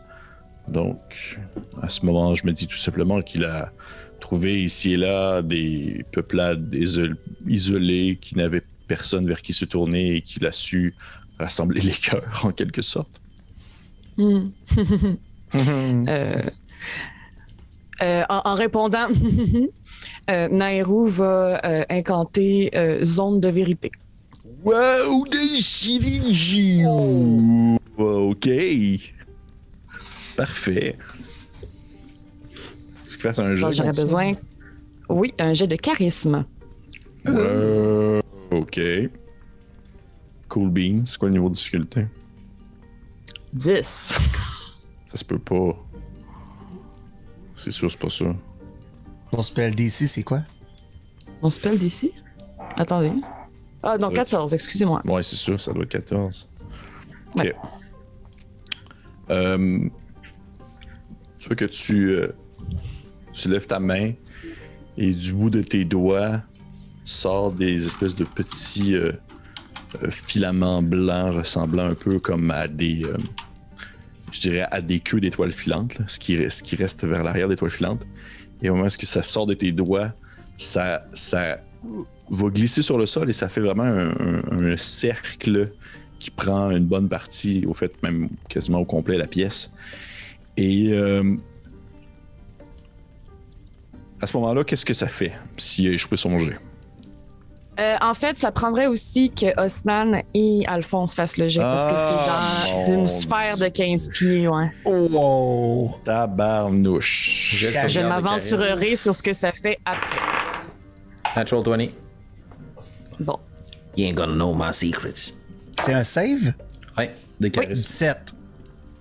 Parfait. Fait que dans le fond, oui, tout le monde est au courant que j'ai lancé ce sort. Et en fait, ce qui va arriver, c'est que Yubel ne peut pas dire autre chose que la vérité, mais peut décider de ne pas répondre. Parfait. Et après avoir fait ce petit tour de passe-passe, je le regarde directement, je pointe le bocal et je vais juste dire « Qu'avez-vous dans cette bouteille? » Tu vois qu'il il est comme sur le bord de parler, puis il s'arrête. Puis là, il regarde sur le sol, puis il voit l'effet de la magie, puis il le ressent. Puis il fronce un peu, en fait, ses non-sourcils. Il met ses mains sur ses hanches, il te regarde. Je dois vous avouer que c'est très impoli de faire ce genre de petite sorcellerie lorsque nous discutons avec des étrangers. Mais nous ne sommes pas des étrangers. Nous sommes des complices de meurtre. Ce que vous demandez, Nairu, il faut qu'il cherche les mots, puis il est comme... Il s'agit en fait d'expérimentation que je fais. Ce sont des créatures que j'ai trouvées dans les souterrains. Et vous ne considérez pas dangereux d'avoir des créatures peut-être millénaires enfermées dans des bouteilles dans un souterrain? Ils ne peuvent pas sortir, ils sont excessivement faibles. Ne vous inquiétez pas. Osnan qui avait comme pas remarqué, tu sais ça, comme s'approche des bouteilles puis il fait toc toc toc avec son gros doigt, tu sais. C'est toc toc toc. Au moment où tu touches la bouteille, tu fais une espèce de petit toc dessus.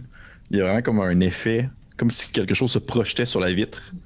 Ça ressemble comme une espèce de grosse, je dirais, une grosse sangsue. Sauf que tu vois dans le fond que les côtés de la sangsue, comme ces rebords, c'est comme plein de petits poils, dans le fond, dorés, qui permettent de comme se déplacer rapidement dans le sable. Tu vois que ceci, c'est comme se colle. Ok. Une sangsue, mais bête. Est-ce que j'ai déjà vu vous ça? avez appris ce que c'est? Tu peux me faire un jet de nature. Moi, ça, ou... Mais est-ce qu'on l'a tout vu? Ouais. Oui, à ce moment-là, oui. Ça dure combien de temps ton spell de marde? 10 minutes. Ah, c'est long, ça. 18. T'as eu combien, mon cher? 16. 16. Les deux, je vous dirais que vous en êtes au même niveau de réussite, dans le sens que vous n'avez jamais aperçu précisément ce type de créature-là. Du moins, vous êtes capable de reconnaître une forme de parasite lorsque vous en voyez un. Dans le sens que Ostan, toi, t'as déjà vu des gigantesques sangsues aussi grosses qu'un chien dans tes marais. Et de ton côté, Nairu, je veux dire, sur la mer aussi, dans les zones moins salines, il existe aussi de telles créatures qui peuvent s'accrocher aux gens pour se nourrir d'eux. What? Sauf que celle-ci, vous n'aviez jamais aperçu une créature de ce genre qui se déplace dans le sable.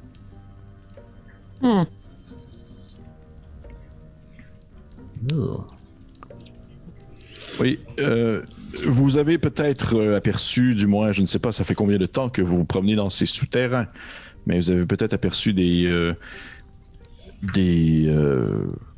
hommes ou d'autres espèces un peu flétries et agressives. Les peaux sèches. Oui, exactement. Que sont-ils? Est-ce que vous les avez tués? Nous les avons exterminés, Pourquoi nous avons brûlé... Je ne sais pas. Il est un peu trop... C'est tellement beau. Fait... eh bien, parce que au moment où si vous les avez tués, exterminés, si vous ne les brûlez pas rapidement, probablement que cette créature, puis il pointe ce qu'il y a dans le vase, leur est sorti d'une extrémité et se soit retourné s'enfuir dans le sable. Vous êtes donc en train de nous dire que cette parasite est la source de cette maladie qui affligeait les personnes que nous avons rencontrées. Ce n'étaient plus des personnes, ils étaient morts. Mais oui, ces parasites qui semblent provenir des souterrains les plus profonds de cet endroit, disons, prennent comme hôtes les différents humanoïdes. Certaines personnes semblent du moins immunisés, je dirais, presque. Mais plusieurs d'entre eux meurent suite à l'attachement de la créature. Celle-ci dessèche son hôte et l'utilise un peu comme vaisseau. Et je vous rappelle qu'au moment où vous les avez tués, Nayru, je t'ai dit, t'as l'impression de les voir bouger encore. Mm-hmm. On a fait un tas avec nos bottes, puis on les a bougés. Ouais. Oh. Oh, smart. Fascinant. Oui. Et du moins, ce que je vous mentionne, c'est ceux justement qui deviennent ces desséchés, mais il y en a d'autres qui. Puis vu que lui aussi a l'impression de comme trop parler, il fait et puis après. De toute façon, ce n'est pas comme si je pouvais foncièrement vous mentir, n'est-ce pas? Il se tourne vers son espèce de grande fresque qu'il a faite à la main avec la craie. Puis il vous pointe comme une pièce. Puis il dit, nous sommes ici. Nous sommes dans une section que nous nommons le temple. Ou du moins ce que j'ai nommé le temple. Je vais ouvrir mon livre, je vais claquer des doigts. Puis sur la couverture de mon livre, le symbole de la plume va s'animer. Puis ma plume va commencer à essayer de sketcher du mieux que je peux le dessin qu'il nous présente. Ok. Il fait c'est très approximatif en fait. De ce que je découvre, du moins de cet endroit, c'est qu'il y a plusieurs niveaux souterrains. Il y a ce que nous appelons la surface, où est-ce que vous étiez probablement lorsque vous êtes arrivé ici. Au fond, les ruines qui sont visibles de tous, c'est où les gens vivent au quotidien. Il y a ensuite, puis il descend son dos un peu. Il y a la ville, qui sont en fait d'anciennes cités, d'anciennes maisons souterraines, des choses comme ça, ou que probablement qu'ils étaient utilisés autrefois et qu'encore aujourd'hui, certaines personnes qui ont investi la faille ont décidé de les utiliser comme demeure. Nous avons ensuite le temple, où nous sommes présentement, qui est surtout un dédale de couloirs et de grandes pièces servant probablement autrefois à certaines pratiques religieuses, du moins de ce que je comprends. Et nous avons plus bas, encore une fois, la tombe, qui, de ce que je comprends, étant un endroit où les habitants qui étaient ici autrefois enterraient leurs morts, ou du moins faisaient certaines festivités en lien avec les décès et tout. Et selon de ce que je comprends, de ce que j'ai pu lire, comprendre, transcrire, il y aurait aussi un autre niveau qui serait accessible seulement via certains couloirs secrets, des passages cachés magiquement, des choses comme ça. Comme cachés par de l'illusion ou autre chose. Mais je n'ai pas encore trouvé cet endroit. Et qu'est-ce qu'il y aurait dans ces endroits? Ce niveau secret. Je ne sais pas, justement. De ce que je comprends, Ramal-Sul semble chercher ce niveau aussi. Il semble chercher et je crois que du moins la lumière tombée du ciel soit atterrie soit à ce niveau ou au niveau de la tombe. Mais du moins, il semble essayer de trouver une manière de descendre. De ce que j'ai compris, de ce que j'ai pu... il est quasiment comme... Ne veut pas, il est sous ton effet de sort, fait que il est comme un peu plus volubile aussi. Puis il dit, dans les autres enfants de dragon que j'ai pu capturer, qui travaillent pour Ramal-Sul, que j'ai pu torturer, ils m'ont fait savoir que ce dernier cherchait en fait la manière d'aller dans cette zone secrète, et qu'il ne trouvait pas de manière. Il n'avait pas trouvé non plus les passages secrets, ni rien de cela. À ce commentaire-là, je vais me tourner vers Alphonse pour être sûr qu'on ait entendu la même chose. Puis essayer comme de s'échanger un... Je savais que, tu sais, probablement que vous deux, vous faites ça. Osnan, c'est quelque chose d'assez commun dans le contexte de la torture. Douleur physique étant souvent, on va dire, une manière primaire de faire parler ses ennemis ou autre. Ouais. Fait que c'est pas quelque chose qui te...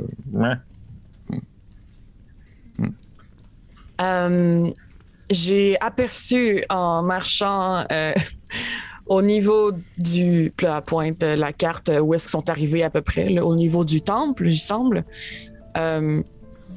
des fresques sur les murs qui représentaient les Triquines. Les avez-vous vues? Oui. Oh, oui, j'en ai vu quelques-unes, oui. Qu'en pensez-vous? Avez-vous compris quelque chose? Nous sommes passés très rapidement. Oui, mais comme je vous ai expliqué tout à l'heure, de ce que je comprends, je n'ai pas pu parler avec les Triquines, mais il semblait que ceux-ci étaient autrefois au service d'une force supérieure et qu'ils étaient des habitants de cet endroit. Et que depuis que cette force a disparu, morte ou je ne sais pas trop, ils ont tout simplement perdu cette espèce de réflexe à obéir aux ordres et à suivre les directives. Et ils errent maintenant. Votre opinion ne m'intéresse pas beaucoup. Je me questionne plutôt sur les habitants. Avez-vous déjà vu ceux qui sont représentés dans ces 10 fresques? Sont-elles représentées ailleurs? En savons-nous un peu plus sur eux? Ces civilisations qui semblent avoir été éteintes. Je dois vous avouer que il y a ceux que je crois que les gens appellent les visiteurs, qui sont dans le fond des espèces ils ressemblent un peu en dessin, du moins ils ressemblent un peu à vous, les elfes. Ils ont les oreilles un peu pointues. Vous vous rappelez qu'il y avait eu cette représentation-là des visiteurs? C'est ça que j'essayais en fait de voir de l'information sans le nommer pour pas y donner. Ouais, je comprends. Il fait... de ce que je comprends, les visiteurs étaient un peuple qui... Du moins de ce qu'on peut comprendre en voyant les fresques, qui étaient de mèche avec les Triquines, mais ceux-ci disparaissent soudainement de certaines tapisseries ou de certains dessins, gravures. À un certain moment donné, ils ne sont tout simplement plus là. Je ne connais absolument pas l'origine, ni la réelle forme de ces créatures que les gens nomment les visiteurs. Mais sur les fresques, allez-y. Mais une chose est sûre, c'est qu'il y a plein de personnes présentement qui voyagent très profondément jusqu'au niveau de la tombe, presque, pour trouver des trésors, trouver des objets enfouis, trouver, peu importe, des sources de pouvoir quelconques, comme ce parchemin que je vous ai donné, Alphonse. Très apprécié. Parmi vos recherches et vos parchemins, y a-t-il quelque chose que vous avez trouvé que vous n'êtes pas en mesure de lire? Un langage inconnu. Tu sais qu'il te regarde dans les yeux, puis il fait non.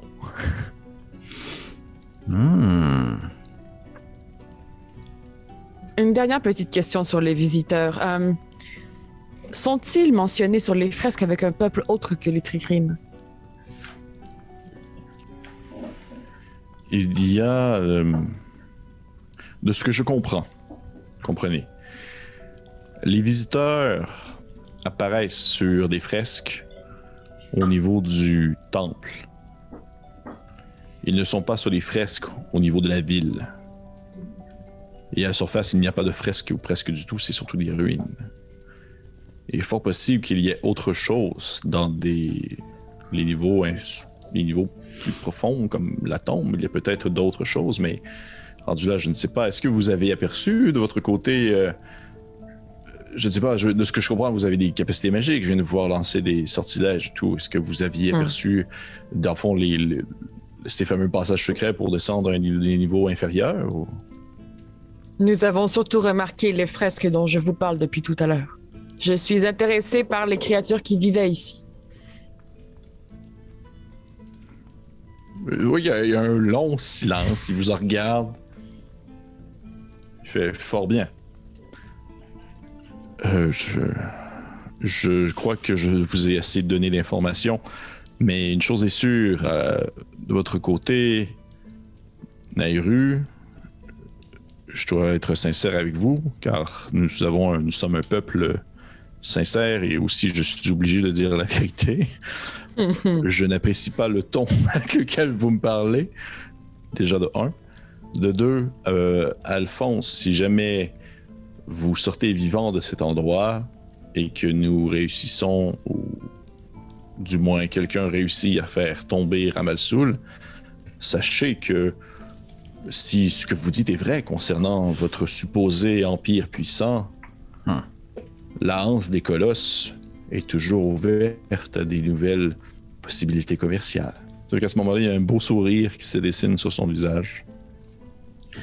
Il nous fera plaisir d'établir des relations commerciales sincères et profitables avec votre association. Pour ce faire, nous devons faire mainmise sur la faille. À ce moment-là, il fait une drôle de face. Vous faites mainmise, vous parlez de votre empire? Oui, évidemment. Et pourquoi l'empire aurait la mainmise sur la faille plutôt que la Hanse? Eh bien, cela peut être une garde partagée. Je n'y vois aucun inconvénient. Sans faire le clin d'œil à une partie de Donjon Dragon. Okay. Ce sera des choses à discuter. Je crois que nous avançons un peu trop dans les hypothèses actuellement.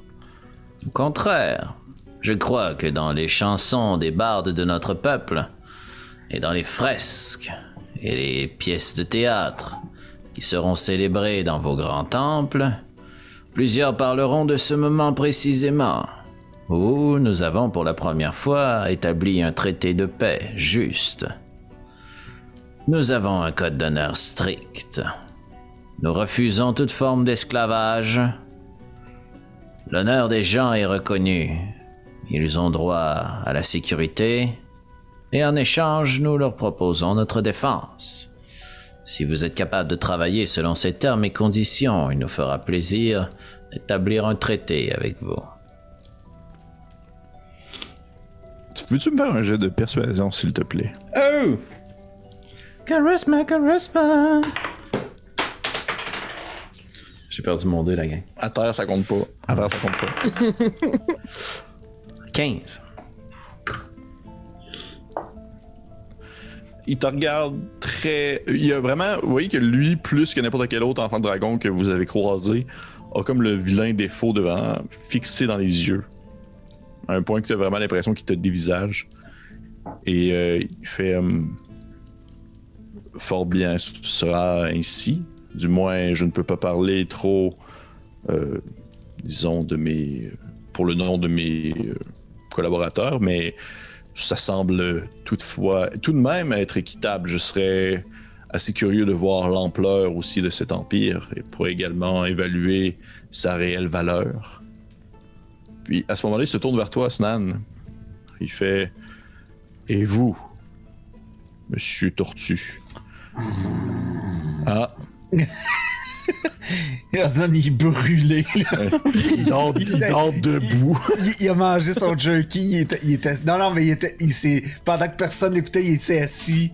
Il écoutait, puis à un moment donné, il a fait comme... OK. Il a calmé. Je vois que Osnan, que votre compagnon semble être très exténué. Nairo éclate de rire. Puis, tu sais, vraiment bon vivante. Puis, elle arrive pour serrer la main à Youbel, puis elle dit « Ce fut très intéressant comme conversation. Je vous remercie beaucoup de votre temps. » Mais prenez le temps de vous reposer. Vous êtes bienvenue ici. Je suis content. Je suis content de pouvoir discuter avec des gens en face à face. Et nous vous remercions beaucoup pour votre accueil. Puis je fais une parenthèse parce qu'en fait, j'imagine que mes collègues aussi le savent, mais j'aimerais aussi préciser que pendant tout ce temps-là, cette conversation-là, Nairo était pas mesquine. C'était pas dans un but d'être de piquer puis d'être méchante. Elle est absolument maladroite. Mm-hmm. Puis pour elle, c'était des questions normales. Puis de le couper, c'est pas parce qu'elle voulait être méchante, c'est parce qu'elle avait une autre question qui popait tout de suite, ça. Mm-hmm. Mais peut-être qu'elle n'a pas senti ça, mais au moins, peut-être pas Stan parce qu'il dort, là. Mais au moins, Alphonse, pas mal sûr qu'il sait, en fait, que... La réelle intention. Puis probablement que Nairo a su que moi, j'étais juste méchant. Probablement. Comment pouvons-nous vous être d'assistance afin de repayer votre hospitalité ainsi que le cadeau que vous m'avez offert? J'aimerais pouvoir peut-être avoir un peu plus d'informations concernant Ramal Soul. C'est sûr que moi, je suis fiché, disons, à l'étage de la surface, que si ces hommes m'aperçoivent, je suis de la chair, tout simplement, à tuer. Alors que vous, je crois, du moins de ce que je comprends, vous n'êtes pas nécessairement en guerre contre lui. Eh bien, il y a eu un léger malentendu. C'est-à-dire? J'étais sous l'impression qu'il avait réduit les tricrines en esclavage. Nous les avons donc surpris à leur propre jeu. 2 d'entre eux ont pris la fuite. Mais au moment où ils ont quitté l'affrontement, les tricrines les massacraient. Nous n'avions toujours pas commis de meurtre. Donc vous n'êtes pas non plus coupable? Eh bien, je vous dirais que depuis mon arrivée à la faille, je ne me suis pas fait que des amis. Je ne passerai pas inaperçu, mais cela ne m'empêchera pas de remplir mon dû. Nous vous trouverons des informations sur Ramal Soul. Que voulez-vous savoir? J'aimerais en fait savoir... C'est comme si tu offrais comme un plateau d'argent. Il est comme genre, oh mon Dieu. Il fait... J'aimerais savoir en fait où en sont ses recherches concernant sa fouille, concernant la découverte, ou plutôt découvrir le pourquoi aussi de cette dite fouille. Qu'est-ce qu'il y a de si merveilleux à aller chercher la lumière tombée du ciel ou d'atteindre ce niveau secret? Si jamais vous trouvez ce niveau secret, j'aimerais pouvoir que vous m'en fassiez part, si possible. Et je vous avouerai que pour l'instant, ce sera tout. Je ne veux pas non plus vous en mettre trop sur les épaules. Si j'ai l'occasion, je pourrais peut-être monter avec vous en haut, incognito, mettre ma capuche et déguisé au travers de la foule. Je ne serai pas le seul enfant de dragon dans les environs, de ce que je comprends. Il serait effectivement l'idéal que vous nous accompagniez. Il semble en fait que dans les quelques minutes où nous vous avons parlé, nous avons beaucoup plus appris sur Ramal Soul qu'avec les quelques minutes que nous avons passées avec lui en sa présence. Je comprends que vous désirez avoir des informations, mais nous sommes nous-mêmes nouvellement arrivés ici. Alors, le plus que vous pouvez nous accompagner et nous guider là-dedans, le mieux c'est. Oui, je comprends. Êtes-vous allé... est-ce que vous êtes allé parler à ce qu'on appelle, dans le fond, le clan de la Marche Rouge? Je crois que cela... Nous sommes arrivés hier dans la journée. Nous avons rencontré très peu de gens déjà. Je crois que du moins leur chef, le chef du clan se nomme Mogadam. Nous sommes impatients de s'adresser à elle. Fort bien. Écoutez, prenez le temps, reposez-vous. Nous allons pouvoir prendre un bon repos mérité. Je crois que c'est mérité après le 10 combats contre cette horrible créature que votre ami a déchiré en deux. Et nous allons... c'est ça, Stan qui a un petit banc. En fait, vraiment cute, là, tu sais, l'espèce de bulle qui sort du nez. Ouais. Comme un petit personnage d'animé. Et il fait... et nous reparlerons de tout ça après un bon repos mérité. Merci. Avec votre permission, si vous voulez même d'abord sélectionner quelques parchemins, je serais curieuse de voir vos recherches. Oh oui, bien sûr. Puis tu sais qu'il commence à se tourner vers sa table, puis il fait... il en prend 2-3, puis il te les donne, Clétan. Il fait, si vous pouvez les garder, ça ne me dérange pas, j'ai assimilé l'ensemble de ce qu'ils contenaient. J'apprécie énormément. C'est écrit en quelle langue? C'est écrit en elfique. Toutes? Non, il y en a qui sont écrits en commun. Tu sais, il y en a d'autres que tu peux pas lire. Mais il y en a qui sont écrits en elfique. Il y en a qui ne peut pas lire? Oui. Est-ce que tu m'en fais part, Nairo? Oui. Mais c'est quelle langue? Parce que, en fait, je parle plus que je sais le fait. Vas-y donc. Léonin et Sylvain. Ouais. Et elfique est commun. Ok, d'où? Oui, ben en fait, je t'invite à observer les parchemins avec moi, Alphonse. C'était plus, en fait, je comprends que t'es humain puis que t'es un peu plus fatigué puis que moi, j'aurais besoin de moins de repos, au final, là. Mais... si j'installe mon livre sur la table, puis je vais m'en servir comme comparatif traducteur. Puis au bout d'une onzaine de minutes, je vais incanter comprendre les langues. Parfait. Puis dans le fond, pour pouvoir comprendre des langues qui sont écrites, je dois toucher la surface de ce que je lis. Ok. Fait que tu y touches, c'est sûr que tu... rapidement, tu vois l'écriture changer, si on veut, de forme et devenir quelque chose de compréhensible pour toi. Comme si c'était tout écrit de la même langue. Je te nommerai pas la langue en soi, parce que ça serait aussi un peu de comme gâcher le fun. Par contre, maintenant que tu peux la lire, tu vois que celle-ci semble... Tous les parchemins, en dessous du moins, dans ce qu'il a donné, les feuilles que Nairou a dans ses mains, qu'elle ne pouvait absolument pas lire, qui étaient dans une langue complètement incompréhensible, ont tous été écrits par ce qui semble être ceux qu'on nomme les visiteurs.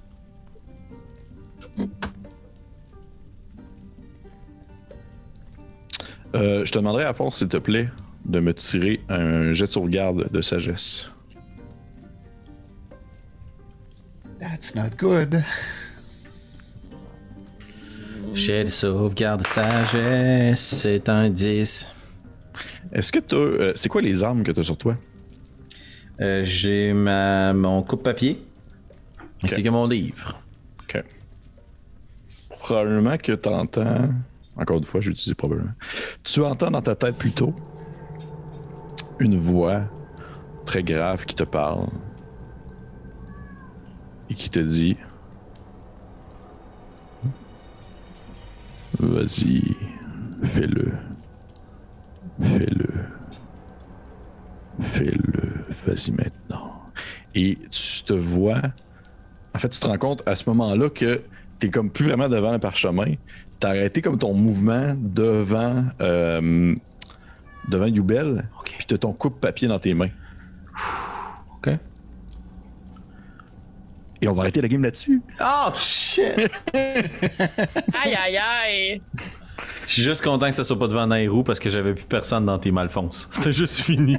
Je perdais mon clan. Ouais. Les 2 personnes dans le team d'Alphonse. Ouais. Hey, merci aux gens qui ont écouté ce 7e, c'est ça? Oui. 7e épisode. J'entends Félix, ton chat, qui veut absolument rentrer dans la pièce, je crois. Désolé. Pauvre petite cocotte. Merci pour les gens qui ont écouté. Je vous demande de commenter, laissez des pouces vers le haut, abonnez-vous à la page YouTube, bien sûr. Abonnez-vous aussi à notre page Facebook si vous voulez. J'espère que vous avez apprécié ça, les gens qui ont écouté l'émission. À vous, je vous le demande pas parce qu'il semblerait que je dois pas le demander à mes joueurs. C'est un épisode où est-ce que vous avez appris beaucoup de choses. Énormément d'informations qui ont été lancées. Ouais. Des trucs, des éléments qui semblent se devenir plus clairs un peu. Aussi d'autres questions qui ont dû être soulevées également. Et nous allons découvrir ça au prochain épisode de Obélien. Puis là, c'est la fin. Bye tout le monde. Bye.